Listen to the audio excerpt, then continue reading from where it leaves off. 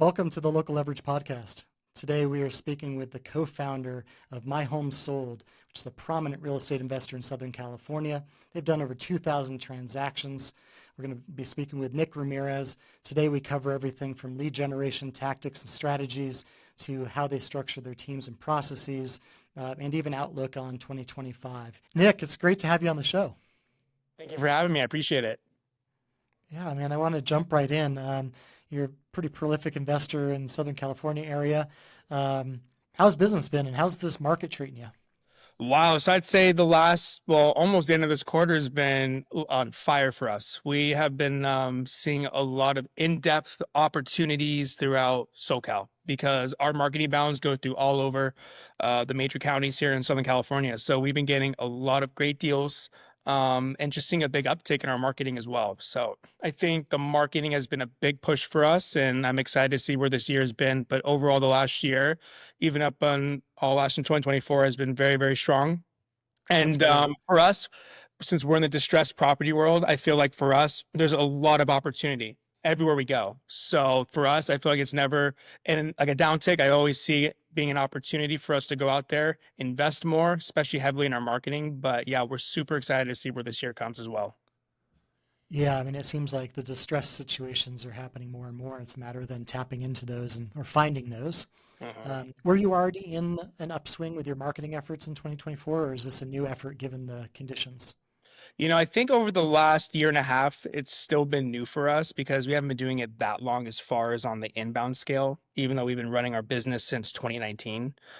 We really got into it, yeah, I'd say just about a year and a half ago. But I would say the more we've been on Google, the more we've been really heavily into our marketing on the inbound side.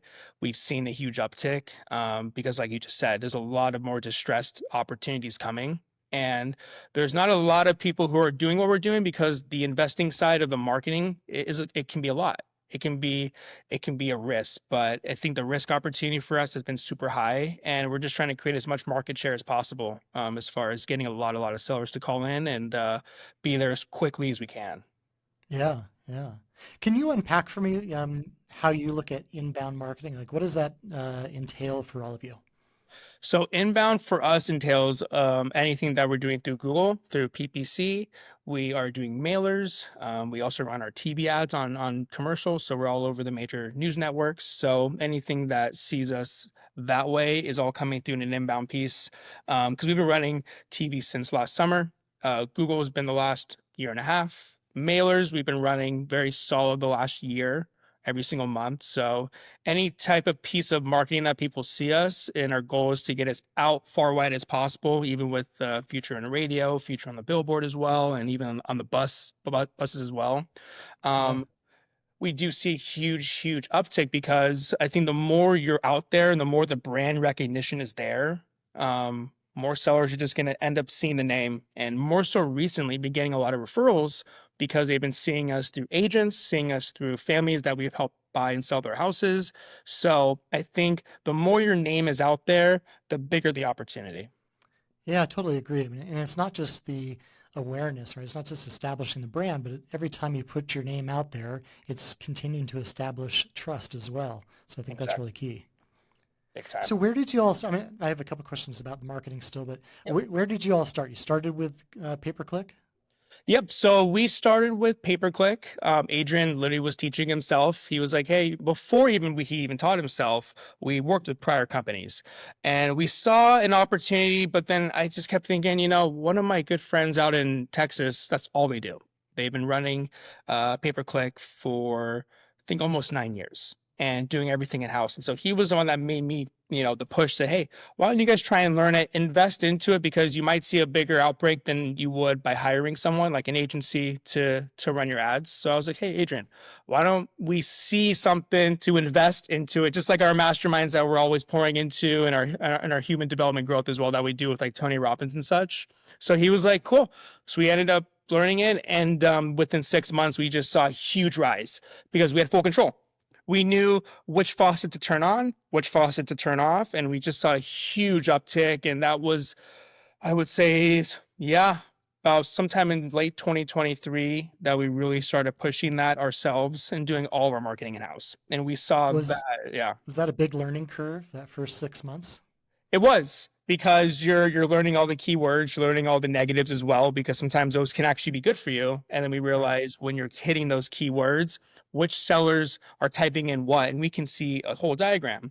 So it is still, even to this day, a learning curve, and he's still going through it and trying to manipulate the site as much we can to bring in the best quality leads. Because there's times where we'll get an influx of leads, and then there are times where we won't because the amount of keywords that are being used, or the time that Google is just forcing all the ad spend. So there's a lot of different, tricks and stuff you can do to try and dilate and try and make this thing as good as possible. But it's still, I think it's always going to be a work in progress. Never going to be a perfection.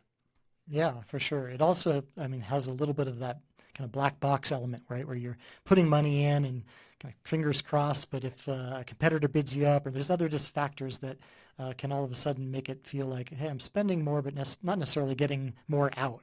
Exactly.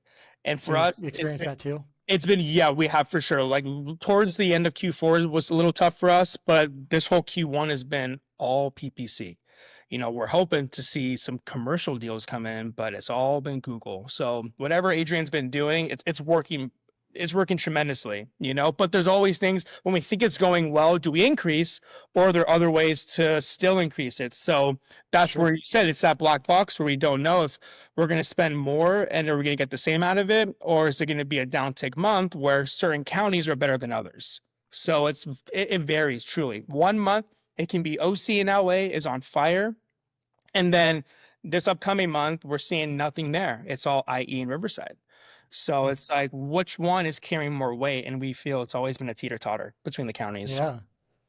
What was the point at which I mean, this is obviously after the first 6 months, but you started seeing a lot of great results from paid. What was the point at which you said, geez, we need another channel to go after? And how did you decide what that next channel would be? So when we got pay-per-click running and going, we were already doing cold call and texting. So we already had those two other channels pumping, but Okay. that's a lot of sweat equity because we had full-time texters and we have like 3 or 4 at the time VA callers. At one point we had like 25 callers. Wow. And then our goal in mind, we always said when we're getting to a point in our business where we don't have to have the outbound marketing, we want to fully replace it with inbound. So that's always been our goal. How do we get on TV? Number one, how do we become the inbound company where people see our brand as bigger than what it is, but they know they can trust us through agents and through sellers who have been working with us in the past. And so after we got PPC up and going, we started sliding in mailers, and then mailers was the one that really took off. Those can So I be, find that interesting. I mean, just a tip on that. I'm curious that you describe direct mail as an inbound strategy. Why do you see it as inbound? I tend to look at that as an outbound strategy. for some reason, when I think of mailers, yes, we're the ones sending out the pieces, or our company is doing that. They're the sellers who are getting the pieces, and they're the ones calling in. So they see the Okay. mail piece, and they're the ones like, hey, they Taking look the initiative to respond. yeah, and what we've also noticed, here's our mailers, they'll cross-reference it. They'll Google us, and then all of a sudden the TV's on in front of them and they see us on TV. So the point about bringing everything full circle is how can we get them in front of every piece of marketing possible that shows our company brand? Look at Yeah. our reviews, look at everything, because that's a full circle. Whether they got the mailer piece 2 months ago, then they saw us on TV after watching CNN, there we go. I want to make That's sure. always the challenge. Exactly. Yeah. How do you determine which thing was the thing that moved them? Exactly. Yeah. Yeah. Yeah. How do you do that? What is the process by which you try to establish attribution of which marketing channel or activity drove their response? It's a great question. I mean, that's our first question is, how did you hear about us? Oh, I was watching TV. Oh, great. I'm assuming you're watching the news because most of our spend is on only news networks. And they say, yeah. But sometimes they say, well, I saw you on TV and then I didn't think about anything until 2 months later when I needed to sell. And then I Googled you. Right. So we ask ourselves, where did it really, really come from? I guess you can say in that example, TV, but on paper, they went to Google and typed this in because on Exactly. on our KPI track sheet is showed, really Google. It's very difficult. I mean, I think in all different types of businesses, attribution is really, really tough. Yeah. Unless you're just running a single channel, and then it's obvious. But as soon as you start having multiple variables or variants and variables, it's difficult to understand where they really came from. Exactly, for sure. I also find it's interesting too that you can ask somebody, what was it that made you call in today? And they're going to just go back to the thing that was memorable to them. It might not even be the last thing. Definitely. Or it might be another piece that may not have been your company. They just Right. happen, Right. and that happens quite often. We're just like, oh, it's a blessing. We looked at it as a blessing, So however which way we can turn that into an opportunity. Yeah, Yeah. that's great. What do you see as next steps? Are there other channels that you're exploring or things that you're interested in trying in 2025? Future goal between, if it's not Q2, Q3 would be radio and billboards. That's like our next step to more marketing push, and then potentially bus stops, buses. So but the next push for sure will be radio, 100%. I was recently in Southern California and picked up one of your commercials on TV, so that was pretty cool to see. Yeah, it's cool that we get to be around, and my friends are like, "Oh, I saw you guys on TV. Isn't that super cool?" And it's good because we want to get our name out there as much as we can and create that recognition, which is tough because not many people are willing to invest in that risk. And how we started that to get on TV was a huge risk. I think it still is because the return is not as big, but I think for the long-term play, people start to see the name more and more and then have a knack for, all right, I'm ready to sell, I'm going to call them. I love that. I mean, and so how do you guys determine whether that's budget worthwhile or not? I mean, like if you think about that TV piece is maybe that branding element we were talking about, maybe it's establishing trust, but it might not be the thing that's really driving activities. So how do you look at it all in totality and say, okay, we're still comfortable making that investment, even though I can't pinpoint that this was the thing that drove it? Yeah, it's something we were talking about yesterday. And all of our friends that were on TV, whether they're out here or they were in other states that do what we're doing, their biggest mistakes at every time was us pulling out because it's harder to get back in than it is to stay in. So if you have those 3, 4, 5 months of reserves for TV, stay in it because that's our biggest mistake. And so we've had everyone tell us that, and they wish they were still on TV because once they leave the station, they told us it's hard to create that relationship again because how do they not know they're going to come back in for 30 days and leave? Oh, I see. So from what we've been, it's still a learning curve with these network stations too. They want certain things. They want rights of our commercial, of the music, even though we brought everything and we paid for it all up front. Because instead of us going through an agency, we did everything up front. So they would rather work with the one guy versus the company behind them. So for us, it's just not only bringing in as much revenue as possible and allocating those funds for the TV stations, but I think the longer we can stay in and see that push, I think the return may not be today, but 6-9 months from now, we'll see that pay off dividends. So it's been a push since we started before the Olympics. That was why we got in, so we can get in for the Olympics. And that was a big push for us. It was a big risk, but I think that helped catapult us to where we're at today because people couldn't stop seeing us. I think we aired like 60 something times over those like 2.5, 3 week span of the Olympics. Was that a larger investment because of the traffic they were driving with the Olympics? Was that more of a budget at that time than it is maybe now? Yeah, and I think they wanted to see if we're willing to put up the money to actually make that investment. And so we're like, you know what? Let's do it. Why not? At that time we had extra funds that we were going to allocate instead of going back more into spending more on mailers, spending more on PPC. We decided let's just take that risk, and didn't pay off 100%. I don't want to sit here and say it paid off 3-4x. It was actually a negative. We got, I think, 1 or 2 deals from it. However, the phones wouldn't stop ringing off the hook. It has not since that day. So I think if you're having to make that big risk opportunity investment, into that day, that's the day we'll forever be grateful, because where we're at today, people will still say when they call in, we remembered you guys from the Olympics. We remember you guys being there many, many times. We've never seen you guys.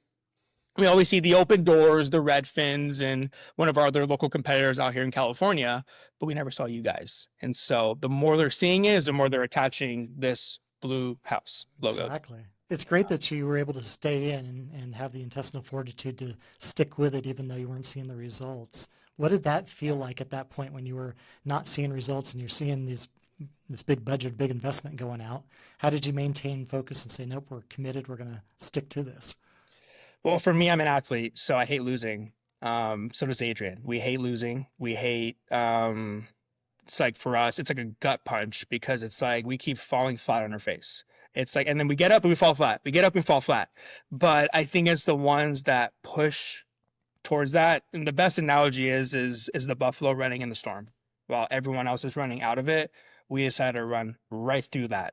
And for us, that was the breakaway, because most people aren't willing to not only make the investment, but go to sleep at night knowing it's not paying off yet. Right. That's one thing I think me and Adrian have. That's just a powerful thing within our brand. Our value is just the commitment and the drive and the tenacity that our forces combined together just create this element and the aura in our brand. Because that's just a powerful thing, is that if you don't quit, you'll never lose. Like, that's just a matter of fact. If you put your head down and you focus hard, the outcome will be there. And how the outcome will be there is by you making not only that investment, but into yourself as well and believing it. Because it's all here. It's all that 80%. Everything else is this 20% is the skill set. But if the 80%'s here and you're good to go and you believe that you can do in the right mindset, it'll always pay dividends. And for us, it's still continuing that mindset. I think once you let that mindset go, I think for me, it became over. So it's just a continuing fight every single day, but it's a fight I'd be in 24/7, 100%. I couldn't agree more. I look back at different endeavors I've done, different businesses I've run, and resilience and tenacity, like you said, are just so vital. You don't always have to be the smartest, don't always have to be the hardest working, but you have to be the one that's willing to take those knocks, get back up, get right back in the game. Yep. And oftentimes that's the thing that separates people, because there's many people that will just get knocked down and put their tail between their legs, and that's it. They're done. Exactly. Yeah. Pushing forward. That's it. Pushing forward every day. So one last question on the marketing thing. How do you determine when to divest? When do you look at something and say, okay, this is just not producing what we need, or it's just not the right fit, we need to walk away from it and maybe go to a different channel or strategy? So we'll look back 90 days. Typically, we'll look at a runway and see what it produced the last 90 days. And if we feel like, for instance, texting over that course of last Q4 just was not hitting, we made the decision to roll that budget and just add it to PPC. You know, it was an additional cost that was bringing us a deal every couple months. And for us, we asked ourselves, did it make sense to hire more people in-house to text for us all day long and to produce more data, to produce more numbers, which costs more money? Or do we just shut it down completely and put all of our faith and trust into a consistent faucet that's just running flow of deals? And we made the decision just like that with texting and cold calling, the same thing. You know, we realize you look at it on a KPI scale, it's a big return. It's like a massive 14, 20x plus return. But we realized those deals last year were maybe one every 90 days, one every 4 months, but those deals were cracking $200,000-300,000 a piece. So you ask yourself, is it worth it, or is it worth it to take that money, throw it into an inbound marketing channel that's producing consistent flow? And that's we made a decision to turn those off. It's a gutsy move, though. It's hard to abandon something you've been doing for a long time. Oh, yeah. Especially when it's showing results. It's not like it was just a total dud. It's just a matter of like, could we be more efficient and effective somewhere else? And it carried our business for almost 4 straight years, you know, just because that's how I started on the business, is just cold calling off your guys' data. Literally cold calling and texting. That was literally is how I started, and probably how most every agent starts. But that wasn't up until a couple of years ago where we really made that decision to turn the marketing piece around, but not to ever not texting or cold calling. It still works. A lot of my buddies still text and cold call, and they're getting deals consistently. But we've always said this, what you focus on, you'll end up receiving. So if you focus hard on texting, cold calling, you have nothing but to receive texting, cold calling deals, but that's the low hanging fruit. So you guys are focused on investments of all types. Tell me a little bit about kind of how you approach it. Are you primarily doing buy and flip? Are you holding? What's the thesis for your investments? Yeah, so our main piece is we do a lot of wholesaling, and then we do fix and flip as well. More so, fix and flip was a lot more last couple years, but we've just been heavy more into just the wholesaling. Yep. Is that because of the cap rate, or what's driving it? It's more so because of the deals and the amount of time we're in these deals. Sometimes when we buy these, we're in the minimum like 120 days, and that's before getting them on the market. So I think for us, it's like if it makes sense to assign it to one of our investors and close on it pretty quick, based on the amount of money we'd make flipping it, it just makes sense to just get it out to one of our investors and close fast. Okay. But all of these, you're looking for off-market properties that are having some sort of a distress signal or multiple distress signals, I'm assuming. Absolutely. Yeah. And there's times where it may not always be distressed. Sometimes there's just sellers who want to just close quick, cash out, and move out of the country. Cool. Not distressed. They just want to cash out and be out of California. So, but for, I'd say the most part, it's always going to be the distress situation. Yeah. Do you find yourselves focusing in on certain types of distress so that you can provide, better services for those people? Because oftentimes it's not just about, the fact that they're maybe facing foreclosure, but it's, the fact that, hey, I got to tell my kids that we have to change schools. It's all the other stuff that is under the surface that you need to help them navigate. Yeah. It's like across the table. I think it comes down to every situation that we deal with probates, divorce, death, trust situations, title issues, tax abatement, everything that you could think of. Like, we'll hit everything across the table, because if there is one company that can solve it, it's us, and our title team and our escrow, which is the amount of experience that they have. And those have also been some late issues that we've been having with sellers, is that they tried with their previous agent to either fix the issue and they couldn't, so they call us. And so I think the experience we have in any distressed situation, it may not be even the house is distressed, it's just the situation is distressed. Right. And there's issues that needs a little bit of like a stronger upper team that might have the influx of a team and research to get it done, especially in the title and the escrow part. So I think that's a big upswing we have for us and that we offer. But then there's other cases where title's clear, it's just the property's old and outdated, and there's foundation issues, and the seller needs money up front. Whatever the creativeness of every deal is, because every deal is different, which is crazy. You'd think every deal is similar. There's similar intricates to it, but for the most part, every story is different. Every house we buy has a story to it, and however we can solve their problem by being that extra creative and that little part of the piece of the puzzle, I think really can take over that market share on those deals. You mentioned using data for this. I mean, how much do you rely on data to tell you that story? So that, because oftentimes a seller, they'll disclose certain things, but maybe they don't disclose everything. And how do you use data to really understand what's going on in a situation and how to best approach it?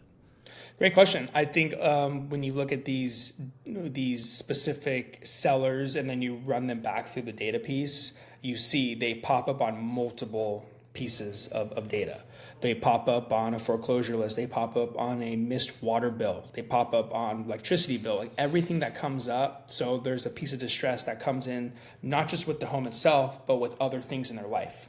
And they find out that there's a lot of missing pieces that they don't know how to fit into the puzzle. And that's where we come in. And so I think data is just as powerful, because we're able to, on our data, we're able to actually identify and locate the amount of stress that is on one particular address.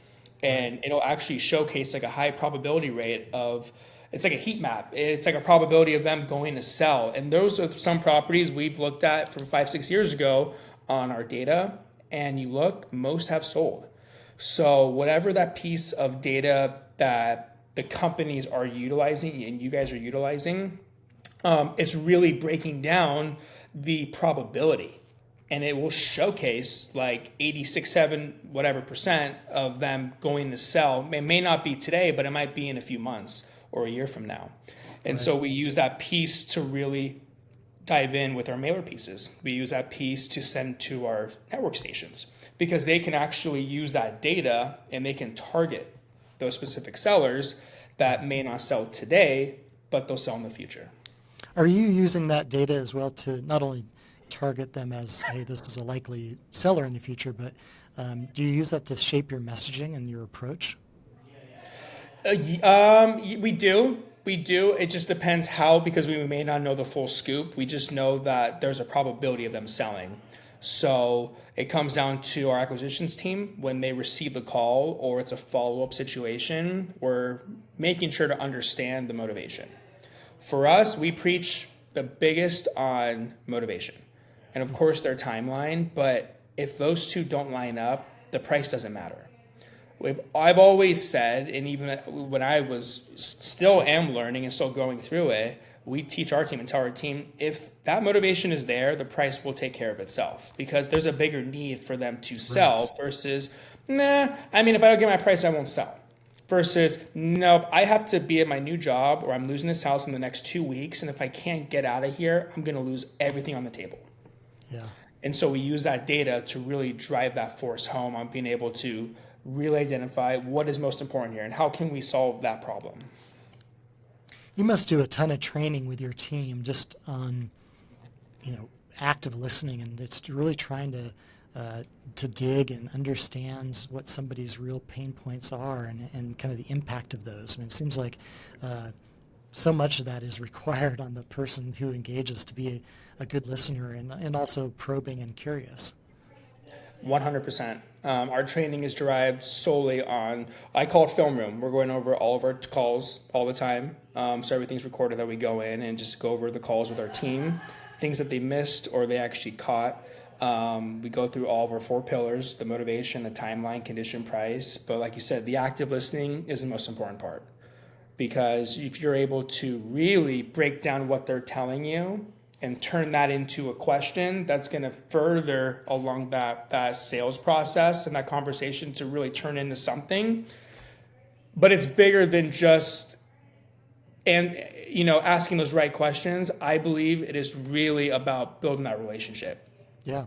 No one likes to do business they don't want to do business with. They do someone that is similar to themselves or that they feel in a light of, you remind me of my son, you remind me of my grandson. It's like right then and there, like that's the active listening where she or he felt some sort of a comfort over a phone. That's the cool thing, over the phone that makes them want to do business with you because there's some sort of connection that linked up with them psychologically. I'll bet that when you got into this business, you had no idea you're going to be a sales coach. I mean, at what point did you realize that, hey, this is really what this is about, and we've got to get really exceptional at training our people to do exactly what you just said? I love doing that, and I love being able to comp and train with our team because for me, it's like I've been an athlete my whole life growing up, and so for me, if I wasn't going to be in sports, how can I take what I learned in sports and correlate it to sales? And it's the best thing in the world is to be in what we do because it's a blessing, number one. And number two, I never would have thought I'd be in the distressed type of real estate. Because when I started, my goal was to be either in the development side of building or to work high-end luxury homes because we live here in Orange County.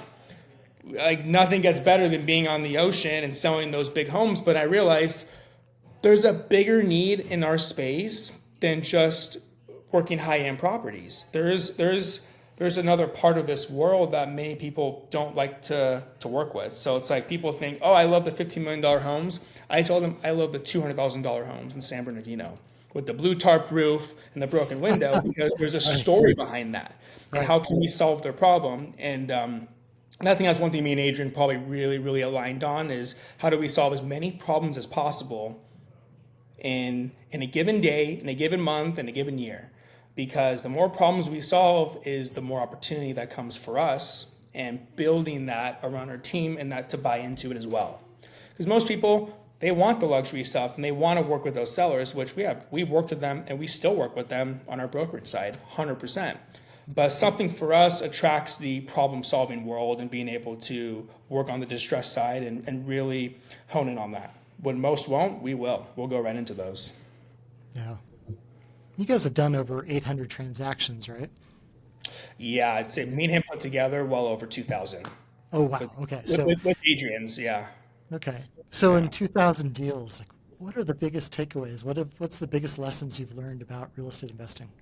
Oof. Man, there's a lot. There's a lot.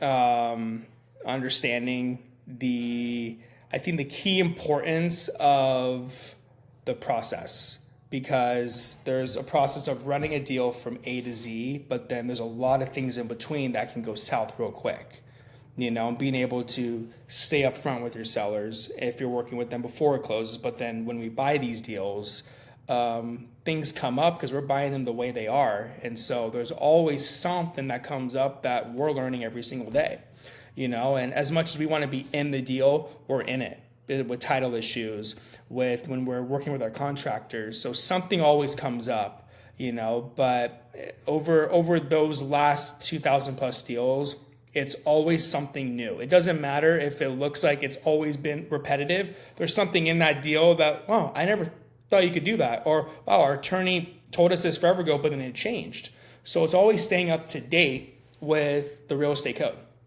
Because So if we don't know, yeah. how do you continue to refine then your process? I mean, I hear you saying it's all about process. I mean, so are these playbooks for each of the facets of the business? And then as things change, are you constantly iterating and updating these? Definitely. We're always trying to evolve. We're always trying to grow within the business. And if we stay behind like the blockbuster, we're going to get caught in the storm. So it's us always staying up to date, even with our agreements, with our addendums, with our disclosures, everything we have our sellers sign. If they're not up to code, like there might be something that we could either get in trouble on or not be up to date on. So we're always in touch with our attorneys. We're always in touch with our team to update them, whether it's every 90 days, 6 months, or whenever that specific code is changed in the agreement, we have to update it.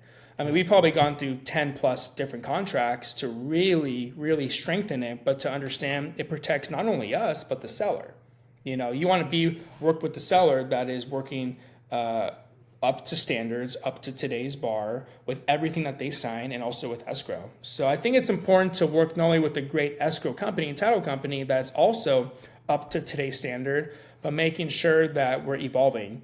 Because if we're not evolving, we're just going to end up being left behind and just being the old company that just stays by the old books back then and doesn't ever change. And so for us, we always want to make sure if it's in our process and our standard operating procedures within, if it's acquisitions, if it's our operation side or TC side or our back-end investment side, we're always making sure those books are up to date.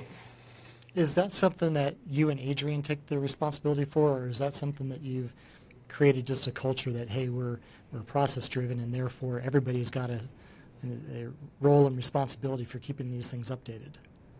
I think it's a mix of both, because we like to stay as up to date as possible and we like to evolve as we see fit, and also from our mentors that let us know from what they hear. They let us know, hey, make these changes, because if it's not without our coaches and mentors, we wouldn't honestly know, because for them to give us that insight, and that's why we always stay involved within our big masterminds, because that's where we get a lot of our juice from. We take that, implement it, and take it home, and then it's our operation manager's job to keep everything up to date.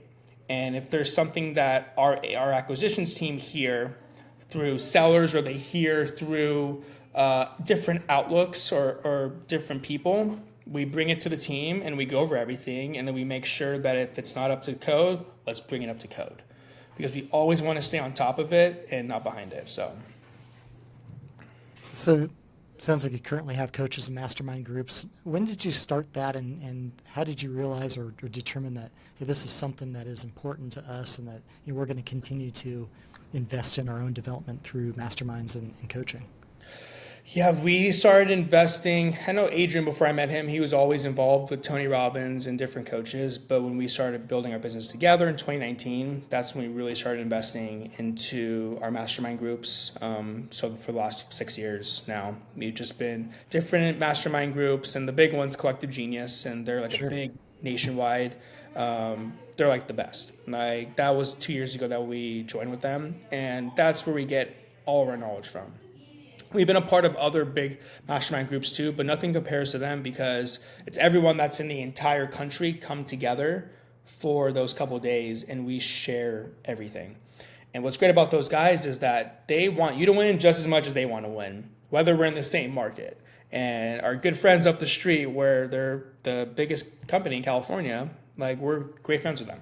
You know, of course, there's a competitive aspect to it and we feed on that, and so do they.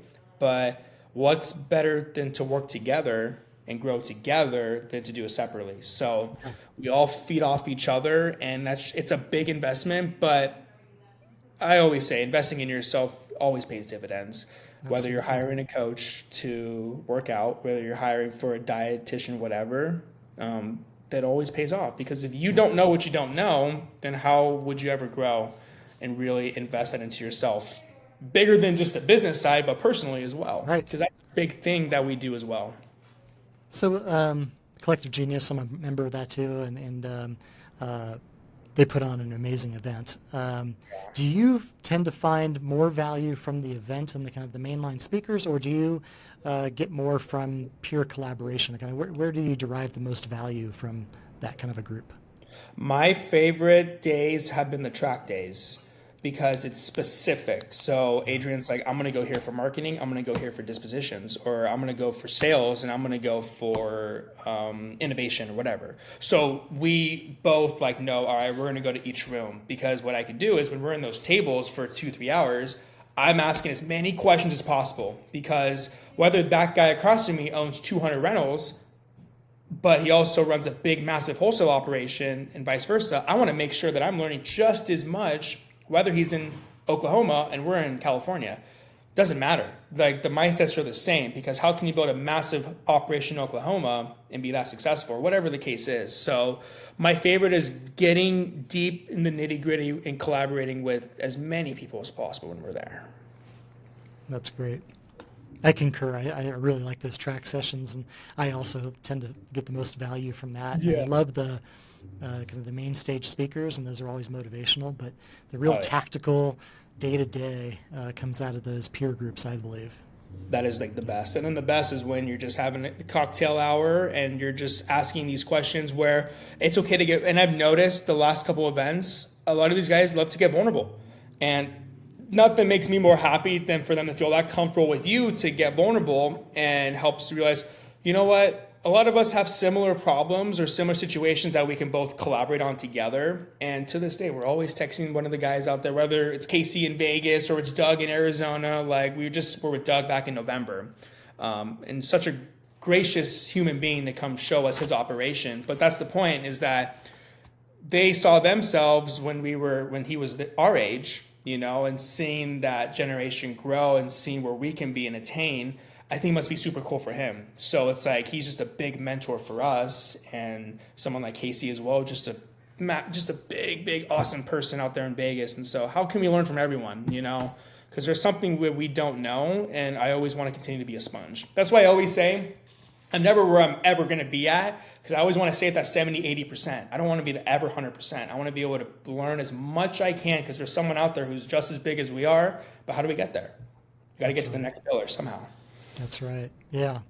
Well, and I think, you know, the old saying, like, the more you know or the more you learn, the more you realize there's so much more to learn, right? And it's like there's always something more to strive for. So along that line, 2025, how did you establish goals? What are you looking forward to accomplishing this year? Ooh, this year is the catapult year. This year is, I put a theme to myself every year, like me and my wife. It's like, this year is let it go. Number one for me is the small little things, let it go. The things that used to bother me and upset me, let it go. Because what's more than holding that into your heart that gets to your brain now becomes so malleable up there that it's just like getting in a funk. that's like my big theme. And so that's been helping me big time the last few months of just letting the small things go. And even in business, if things don't go our way, there's a reason. So if we can solve that problem, let's solve it. But for our big goals, we have big goals to attain for our team. We just brought on a new lead manager. So we're running 2 lead managers to 2 acquisition guys who are out in the field. So our inside sales agents who are outside sales. And then we have our transaction, who's our operation manager. And then Andrea, who runs our dispo side for selling the deals. And then me and Adrian are more on the back end, but also running the sales day to day in the operation. But really hitting a stride to go over 7 million in revenue for our goal this year, 140 deals. And then hitting an average fee of like $60,000 a deal. So we're really trying to stride big and then really push hard on our marketing, because we're going to have to increase sooner than later more on our marketing. And so our future goal is to really get into, like I said earlier, our radio and our billboards, and just really brand ourselves everywhere. So where people get so upset that they cannot turn a corner and not see us. Like, that's how powerful we're trying to make ourselves land big in SoCal. So I love it. yeah. What do you think are the biggest obstacles or headwinds that you're going to face in this next growth phase for 2025? It's always been a pitfall for us, is our follow-up. So as long as we're hitting our stride hard on our follow-ups and setting at least 2 to 3 appointments a day for our guys to be out in the field, that's going to make headwind. And so we've been tracking that heavily and deeply. And so we realized the more appointments we're on, is more likely to get a contract, like, just without a doubt. So that's just always been an obstacle for us the last couple of years, which is why we brought in our inside sales team to really hone in on those follow-ups and to really hit as hard as we can on setting those appointments, because it's not hard to get the sellers back on the phone, but we'd rather set the appointment and get out there as soon as possible to really, really get in front of them. And also, it's speed to lead. When those leads come in, we need to stay on it. And we've realized the weekends have been crazy. So we're now internally building a schedule for us to really be on the weekends and take these calls, because even our guys will take weekend deals all day long. And those are the secret deals. Those are the deals that people don't want to go on, but we'll go on them. Doesn't matter if it's all the way in Visalia or if it's all the way in Chula Vista. Doesn't matter what end of the world it's on. Our team knows, and that they're that committed. And so buying into that vision. So, and for those that listening and hope they picked up on, those 3 things that you mentioned are all kind of leading indicators or leading metrics, and it's so tempting to get caught just in lagging metrics, looking at the rearview mirror, like how many deals did we close, or those sorts of things. But you're really talking about the behaviors, the activities on a daily basis that have to happen for you to have a chance of reaching your goal. Is that something that you've now rolled through the organization? Are all of your folks thinking about their leading measures and what they have to do day to day? Definitely. Yeah. They know every day that they track their numbers. It's being tracked. Their calls are being tracked. Their conversations are being tracked. Everything down to the second is being tracked, because what's more important than creating that strong schedule is knowing what their numbers are and knowing what they have to attain to hit the numbers. And if they're not hitting their numbers, then we know that's a key indicator of why they didn't either set the appointment, make the offer, and or get something out for a signed agreement. If there's somebody that's hitting their numbers, but maybe they're not doing the activity as you've prescribed, do you let them run, or do you say, no, we're all following this same exact play structure? So I think in that case, it might be a sales process issue. It might be something that they're not, asking correctly in the conversation, or they're not getting by with the seller, or they're setting appointments that might not be as motivated.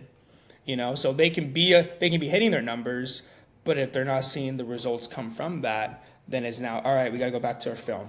What is going on?